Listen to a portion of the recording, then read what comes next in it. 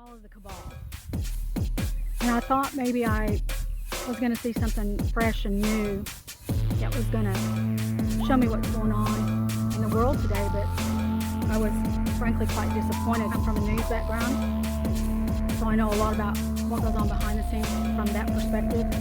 Number two, my stepmother ran for lieutenant governor in U.S. Congress 100 years ago, but as a child, I saw a little bit of what was going on behind the scenes in politics, so I grew up with that in mind. Really, the one thing that my close friends know, but not everyone knows, is I'm a psychic medium, and I've always done that on the side, but my first love was working in television production. And sometimes when I get psychic impressions, I have to go with what I feel. I have to, because they're the truth. It's coming from the truth. I start watching this film that some producer put together, or she's a researcher or something, and she did great research, but the documentary is not fair at all. It was very biased. It was, you know, when you're doing documentaries, the point is to be extremely neutral, to tell both sides of the story so people can come to their own conclusions of what they feel is right, what works for them. This person did a lot of research, and she did a great job as far as the research goes.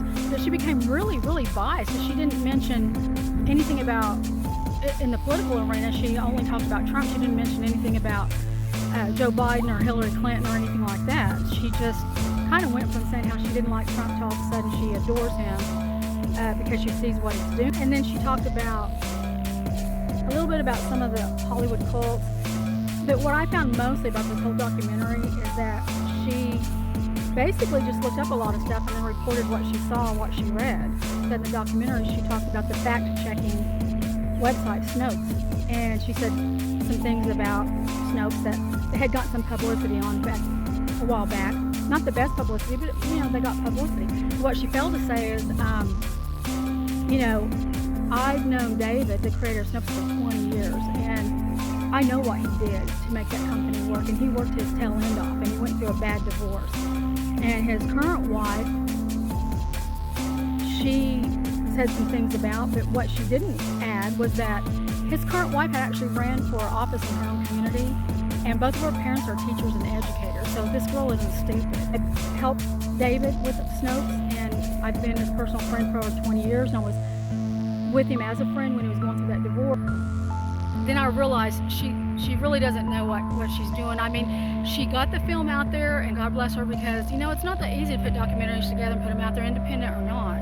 But she just, I mean, what she did is what I or anyone can do. You can just go on the internet and research what you think looks right and feels right, and put it all together, and then say what you saw, and then that's it. And that's what this documentary was about. I know that there are a lot of Trump haters out there, and I do not hate Trump. I really actually like him. I think he's a great celebrity, and he made me laugh, and I loved him on Celebrity Apprentice. And also, you know, I look at him as understanding that he's a father and a husband and a grandfather, you know, and I have this feeling that behind closed doors, he's probably the greatest dad in the world and all that stuff. And he was a great celebrity too.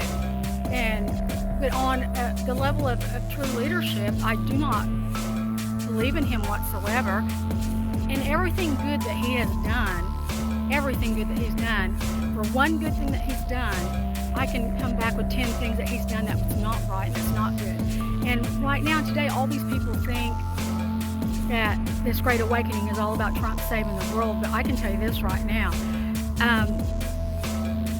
We do need the world saved right now. There's a lot of horrible stuff going on right now, but Trump's not the man to save us in any way, shape, or form. And, you know, what everyone seems to be brushing under the rug is they were talking about Joe Biden saying, well, he has sniffed women's hair, freshly washed hair. Well, and he had sexual charges against him. Well, he had sexual charges against him when he was a senator, and he sniffed someone's hair. And then she dropped the charges. That was that. Trump, right now, currently has sexual allegations against him from 12 or 22 different women that are credible women. They are not prostitutes, nothing against prostitutes, but they're not prostitutes. And he's got charges on him for sexual allegations and rape as a sitting president. And his lawyers is trying to keep his DNA from being admissible in the court right now. So as much as people want to bounce on Joe Biden, he doesn't have that against him. Joe Biden never rode around on Jeffrey Epstein's airplane. And then they joke around Joe Biden having dementia, and he doesn't have dementia. slurs his words a little bit. That's how he talks. He's got false teeth. And you know what? A lot of people don't know about Joe Biden. You know, he lost his first wife and child in a car accident while he was senator. The man's been through a lot. He's not stupid. You know, but people talk about him having dementia. And look at Trump. He can't even pronounce his words right. And I'm not trying to bash Trump personally, but I'm just saying, look at what you guys let slide by and then what you bitch about. Trump is racist, and everyone thinks that he's out there helping everybody, and the truth is, what they also don't know is that not only does he have sexual allegations against him, but he has invested and has a lot of interest in investing in pharma companies, a lot of pharmaceutical companies. So everyone's saying, oh, well, he's wanting to take control of the CDC and their numbers because they're not reporting the right numbers on the COVID deaths. Well, he wants control of the CDC because his current polls are so low compared to Joe Biden, because America, the polls show that Joe Biden is way ahead of Trump right now, and Trump is literally pissed about it. I don't blame him for that, but he's trying to make that change. But he's not here. I don't know why the Trump supporters think that he cares about the American people. Trump is basically an American George Soros. He's all about money, and as long as he's making money and putting it in his pocket, he doesn't care who he hurts. He doesn't care. So I have a problem with this documentary. I mean, again, I don't hate Trump, and you know what? If Trump wins, he wins.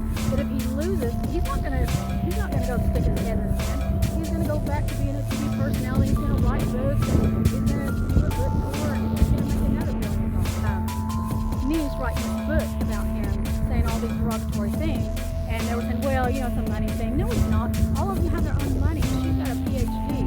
She grew up with her uncle, and she even stated that her dad, Fred Trump, who's Trump's brother, was an alcoholic, and that Trump was never an alcoholic, but he took his brother's issues and preached them to the public as if they belonged to Trump, so the public would think Trump can relate to them. She even said that everything Trump has, his daddy gave to him. You know, that he was a spoiled, rotten brat growing up. He was all about himself. And I'm just saying, you know, when you guys say, oh, well, don't vote for Joe Biden, he sniffs hair, freshly shampooed hair. Well, it's not right to put a man in office, or to re-elect a man in office either, who has sexual allegations and rape against him. And everyone's out there talking about how wonderful he is, and how come no one, these sexual allegations from these women are real. And a lot of them are from, some are current now, and some were from the U.S.A. pageants back in the day. They're very real, and he's impacted their lives in a very negative way. And if he had touched your wife or your girlfriend or your cousin or your daughter, I don't think he would appreciate it. So to think that Trump's is all high and mighty, you're completely wrong. It's two pieces of the story. Some people think Trump is trying to get the CDC numbers because everyone's a liar about COVID and he wants to tell the truth. He does not. He doesn't give a shit about that. He's changing it to raise the polls.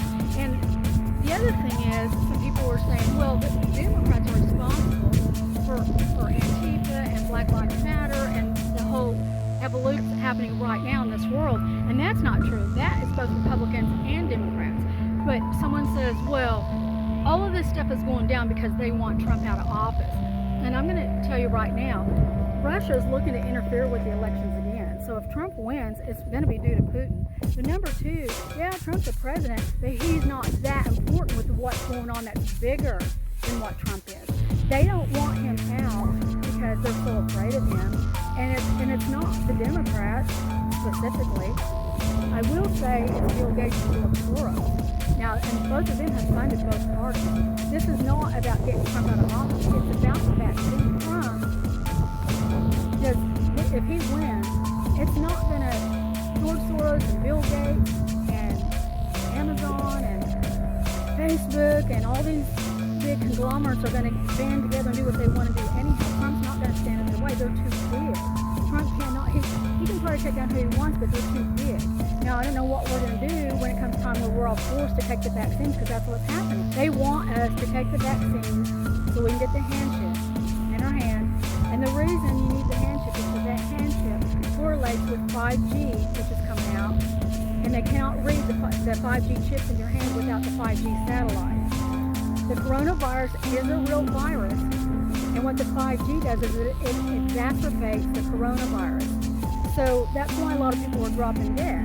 When people would get sick, and especially if they're around 5G, and I actually was starting to do the research on that, on people that have been getting sick, the areas and locations that they're in. I started to do the research on where they are located and if they're located near 5G towers.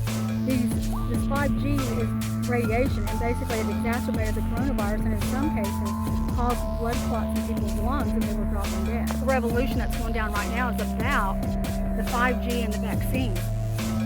This is a spiritual warfare. There is a spiritual warfare going on. You can check it in Revelations in the Bible.